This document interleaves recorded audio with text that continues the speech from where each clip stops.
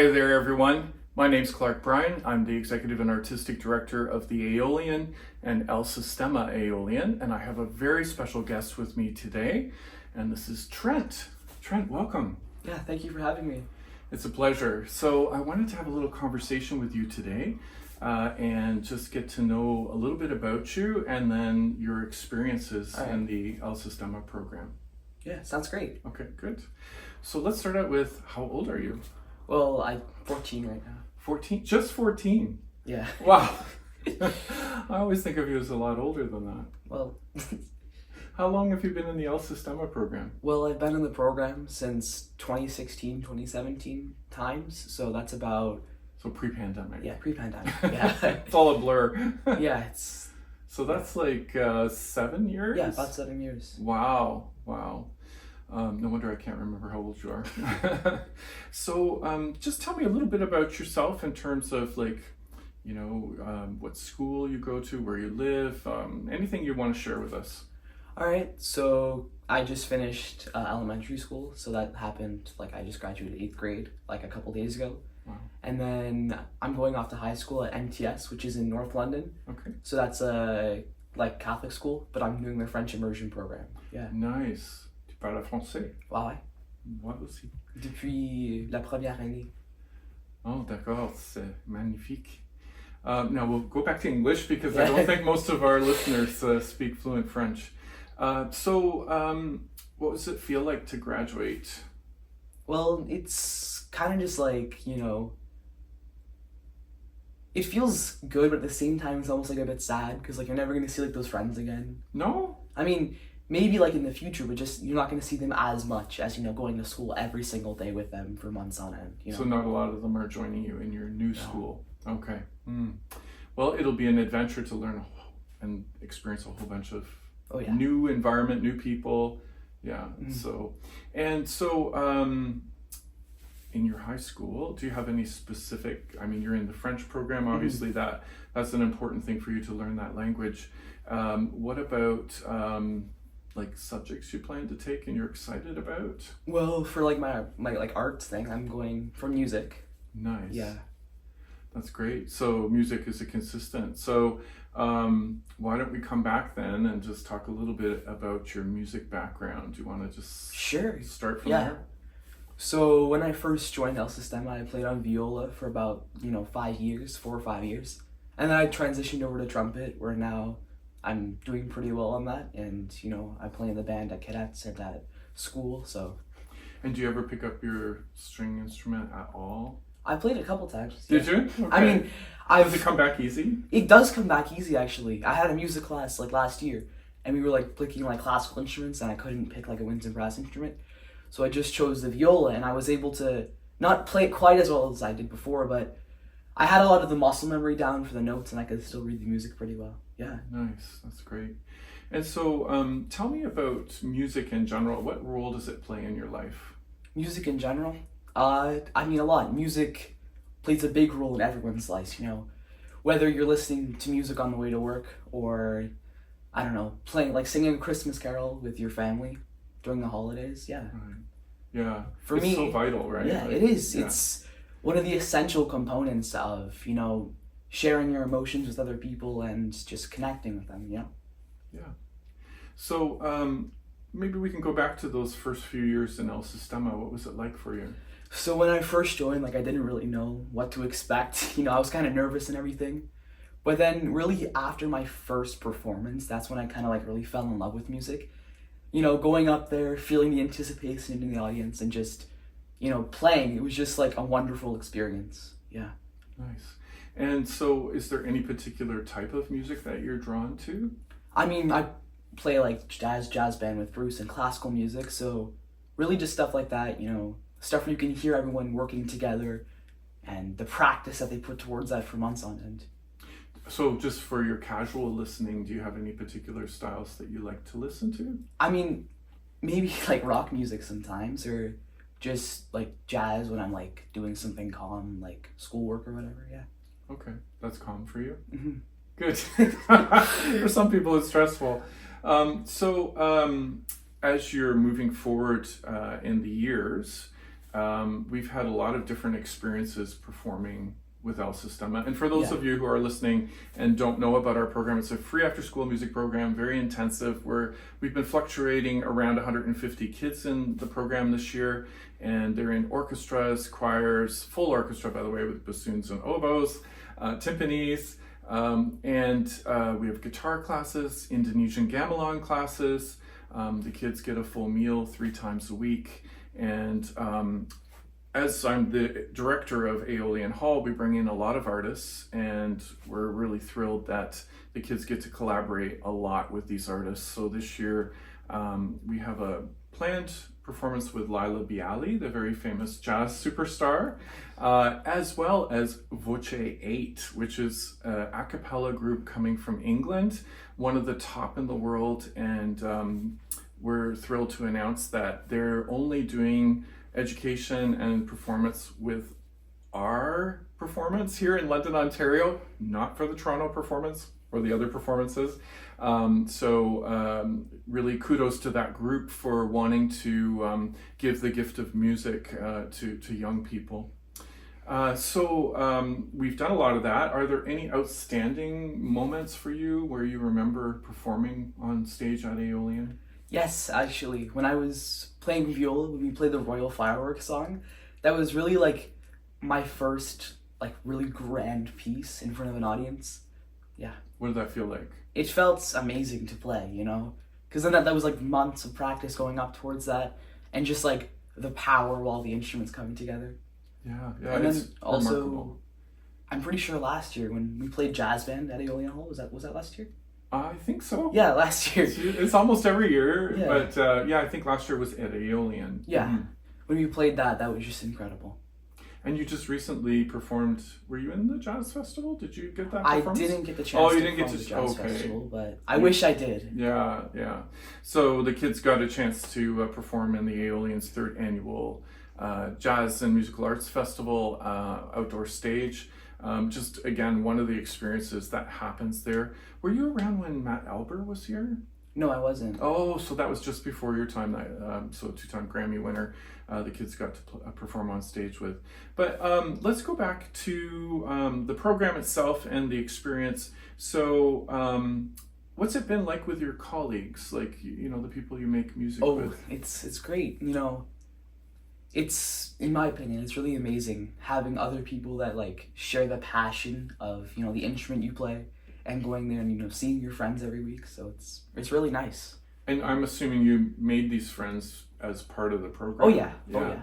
So I hope that as the years go on, that you continue to be amongst those friends, right? Do you have any goals or aspirations for it's a crazy thing to ask a young person right now, to put any kind of pressure on anybody to, say, what are you going to do someday? What's your work going to be? We want young people to enjoy life, and not be too stressed out about all that stuff. But do you have any kind of feeling about any sparks for your passions and goals? I mean, with music, maybe, yeah.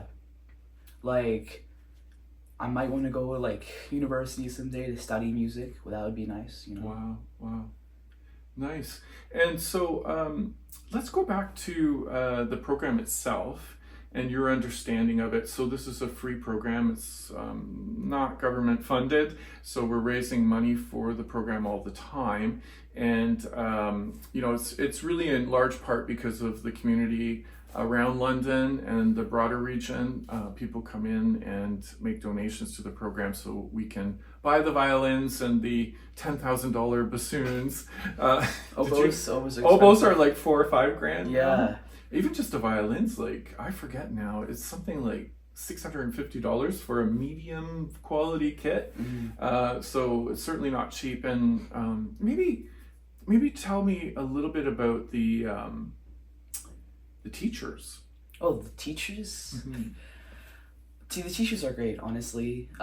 Especially Bruce, he puts a lot of his personal time, and also obviously all of the teachers put in a lot of time to show up, and they have a passion of just teaching people, and it really shows, because when you see the kids go in, right, new violinists, they never played the instrument before, But then after, I don't know, a year or something like that, they can play an instrument within like a full orchestra, you know? Yeah, and it's amazing too that even after a very short period of time, they're already performing in a concert after a few months, right? Yeah. All the little, we have so many young violin Yes. groups now. I think there's like 5 or so. And if we could get the money together, we would have probably 7 or 8 of them, because there's a waiting list of about 70 something kids right now. But for those of you listening, we have one of our principal teachers has a doctorate in viola performance. Another one, Maria, grew up in this program in Venezuela and taught in it, and also in Colombia she taught. El Sistema, she's a wonderful violist who did her master's at Western. Bruce, of course, played in the Victoria Symphony and has done all kinds of things with his music over his life. Who else do we have? Darren, who runs the program. Yeah, he was. So Darren has a doctorate from the University of Toronto in trombone performance. He is also a renowned composer. He's played all over the world too. Yeah, he's played all over the world. He has toured with Eliana Cuevas and arranged music, and he's an activist and an executive chef. So just a little, smidgen. Leslie Andrew, who does the junior choir, was a star at Stratford, has her master's in performance. Very amazingly trained musicians, but very passionate about giving music to everybody. And if you don't know this, in today's world, it's very, the gaps are widening between those who are getting an enriched education and those who are not. And I think we see the results of that on our streets with so many people who are vulnerable. We have to do better. We run this program to kind of even that gap out. But it is definitely a right for every child and every family to have access to the best education possible. And we're doing a really poor job of that here in Canada, as in many countries in the world.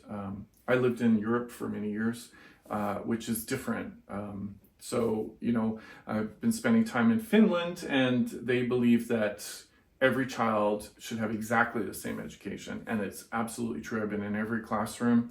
There are 97 publicly funded music schools in Finland for 6 million people. Publicly funded? Publicly funded. And this is after school music. So they already have it in the classroom, but then you can attend 6 days a week another music school and have like music history, music theory, music performance, your lessons, all that stuff for free. Mm-hmm. And music and education in general is free to the PhD or the doctorate.